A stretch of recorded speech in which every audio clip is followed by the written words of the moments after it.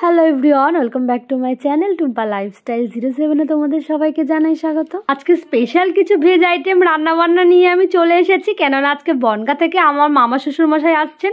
তো আজকে উনি বৃহস্পতিবার বলে নিরামিষ খাবেন, তো সেই জন্যই আজকে সমস্ত রান্নার আয়োজন ওনার জন্য। তো আজকে সবার আগে যে রান্নাটা আমি তোমাদের সঙ্গে শেয়ার করব সেটা হচ্ছে ভেজ ডাল। তো ভেজ ডাল আমি জানি কম বেশি সবাই করতে পারো, কিন্তু তাও ভাবলাম একটু আমাদের রেসিপিটাই তোমার সঙ্গে শেয়ার করা যাক। তো রান্নাটা করছে কিন্তু মা, আমি শুধু তোমাদের সঙ্গে রেসিপিটা শেয়ার করব। এখানে প্রথমে কড়াইতে তেল দিয়ে তার মধ্যে শুকনো লঙ্কা, তেজপাতা আর ফোড়ন দিয়ে আর যে সবজিগুলো কেটে রেখেছিলাম তার মধ্যে দিয়ে আলু, ফুলকপি আর গাজরটাকে আগে ঢেলে দিলাম। ঢেলে দিয়ে ওটাকে একটু ভালো করে নেড়ে চেড়ে তার মধ্যে পরিমাণ মতো নুন আর হলুদ দিয়ে দিলাম। তো তারপরে একে একে দিয়ে দিতে হবে কেটে রাখা বিনস, টমেটো আর কিছু কিশমিশ, কাজু বাদাম আর কাঁচা লঙ্কা। ভেজ ডালের জন্য যে মুগ ডালটা লাগবে সেটাকে আগে থেকেই আমি প্রেসারে সিটি মেরে রেখে দিয়েছি। তো এটা একটু ভালো করে কষানো হয়ে গেলে সিদ্ধ করে রাখা ডালটা ঢেলে দিলাম। তো ঢেলে দেওয়ার পরে একটু যখন ডালটা ফুটে আসবে তো তারপরে মটরশুঁটিগুলো দিলাম, না হলে ওটা একটু বেশি সিদ্ধ হয়ে যাবে।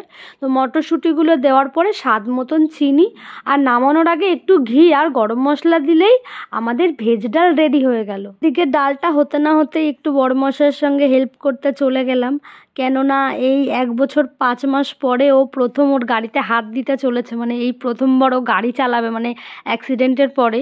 তো দেখো এই যে গাড়িটা একটু পরিষ্কার করে নিচ্ছে ও। তো গাড়িটা নিয়ে প্রথমবার যেহেতু ও চালাচ্ছে অ্যাক্সিডেন্টের পরে, তো সেই জন্য ভাবলাম ভিডিওটা কেননা তোমাদের সঙ্গে শেয়ার করা যাক।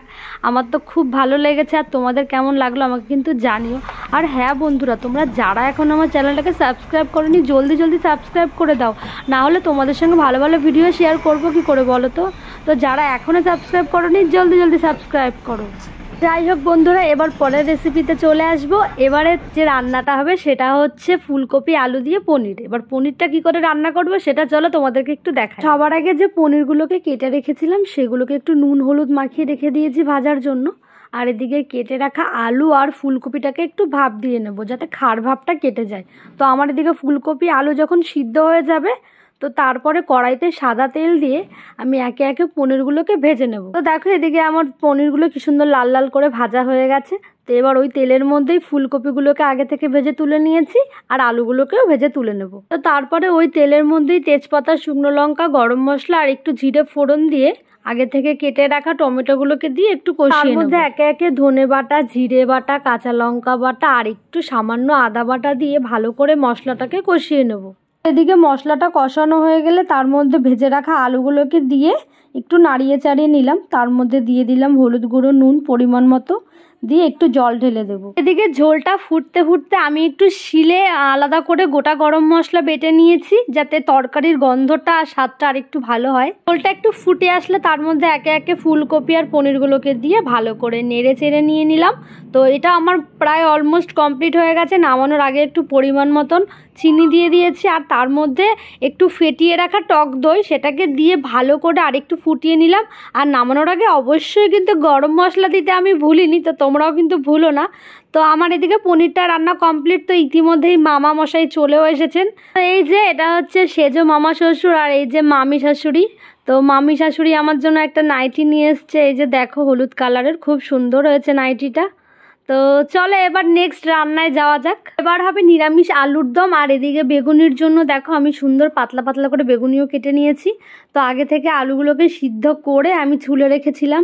আর এবার কড়াইতে তেল দিয়ে তার মধ্যে জিরে, তেজপাতা, শুকনো লঙ্কা ফোড়ন দিয়ে দিয়েছি আর তার মধ্যে দিয়ে দিয়েছি টমেটো কুচি। পরে যে মশলাগুলো করে রেখেছিলাম যেমন ধনে বাটা, জিরে বাটা, আদা বাটা, কাঁচা লঙ্কা বাটাগুলোকে দিয়ে ভালো করে একটু কষিয়ে নিয়ে সিদ্ধ করে রাখা আলুটাকে দিয়েও আর একটু ভালো করে কষিয়ে নিয়েছি। তার মধ্যে পরিমাণ মতো নুন হলুদ দিয়ে ভালো করে কষিয়ে পরিমাণ মতন জল ঢেলে দিয়েছি। আমার এদিকে আলুর দমটা হয়ে আসলে আমি তার মধ্যে একটু পরিমাণ মতন চিনি আর নামানোর আগে একটু গরম মশলা দিয়ে দিয়েছি।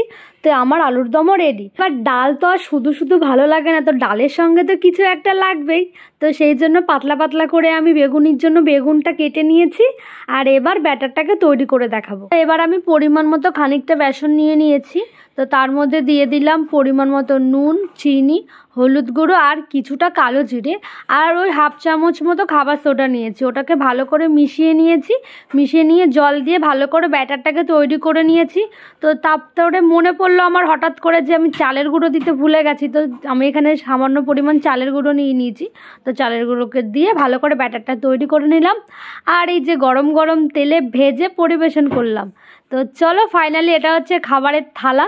তো ভাত রয়েছে, ভেজ ডাল, বেগুনি, সঙ্গে রয়েছে আলুর দম আর ফুলকপি আলু দিয়ে পনির আর মিষ্টি, আর এদিকে রয়েছে দই। তো এই যে মামারা খেতেও বসে গেছে। এই যে মামা মামি দুজনে খাচ্ছে। মামা তো খুব ভালো খেয়েছে, রান্নাগুলো বলেছে খুব ভালো হয়েছে, এমনি ভীষণ খুশি হয়েছে। তো বন্ধুরা, আমার আজকের ভিডিওটা এই পর্যন্ত। তোমাদের কেমন লাগলো আমাকে অবশ্যই জানিও। আর যারা এখনও সাবস্ক্রাইব করোনি তাড়াতাড়ি সাবস্ক্রাইব করে দাও। টাটা।